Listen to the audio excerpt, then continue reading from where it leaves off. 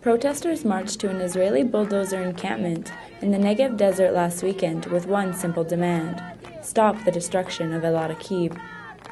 The Jewish National Fund has set up the permanent bulldozer camp, guarded by Israeli police officers and surrounded by razor wire, just a few hundred meters from the village itself. The Jewish Zionist organization has commissioned Elad Akib's destruction in order to plant a forest over ancestral village lands. To date, Elad Akib has been demolished a total of 19 times since July 2010 in an attempt to make way for this JNF-sponsored forest. First, we have to say that JNF said all the time they have no connection to the demolition.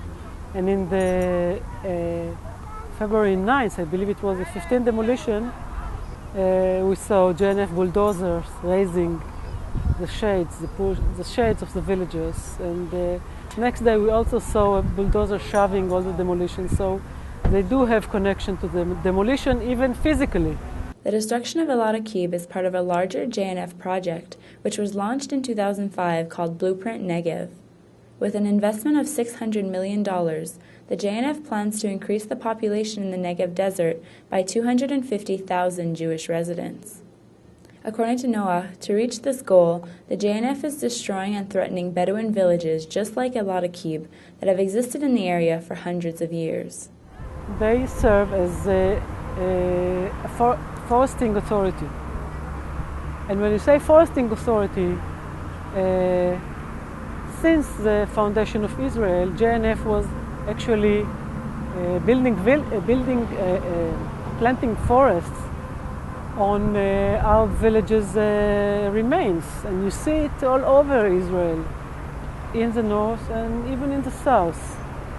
We have the example that happened last year with Twail Abu Jawal, not far away from here, and now it's El Arakib, and there is a plan for El Mesadia. So there will be more and more Arab villages in the Negev that are threatened by the forestation of the JNF. The Jewish National Fund was founded in 1901. Its first purchase was for 50 acres in Hadera, near Haifa, in the spring of 1903. Since that time, the JNF has been involved in buying up land and property for exclusive Jewish-only settlement all across Israel.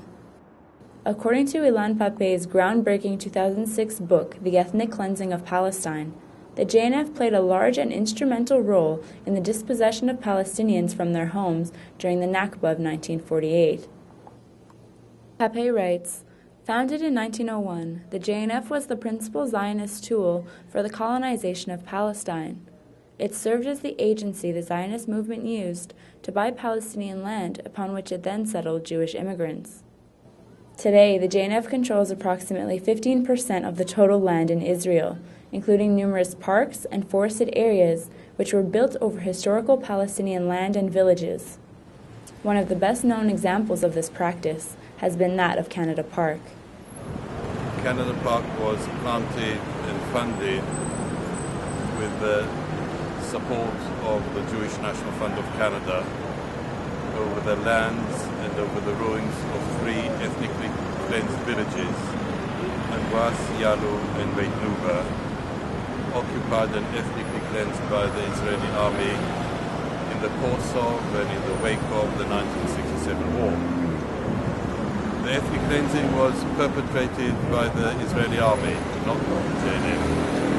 But the JNF is complicit in this crime against humanity by veiling and covering up the crime, planting the Canada Park over the lands and over the ruins, and projecting itself as an environmentally friendly association. The JNF operates as a charity in more than 50 countries worldwide, including Canada. Davis explained that this charitable status is now being challenged by activists in Israel, Palestine, and various countries internationally. We are in the process of beginning litigation in Canadian courts against the Jewish National Fund on the grounds of its complicity with crimes against humanity and war crimes. Crimes against humanity in the plural, because the abomination of Canada Park is duplicated by the Jewish National Fund, and not necessarily Jewish National Fund of Canada, but Jewish National Fund overall, in many of the over 500 ethnically cleansed localities, Palestinian Arab localities, in the territories that became the State of Israel after the 1948 war.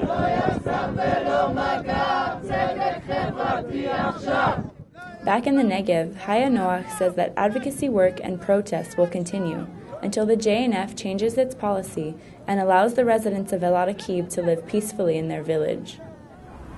I want, first of all, the JNF to freeze the situation, to stop foresting, and not to even to think about foresting in the village.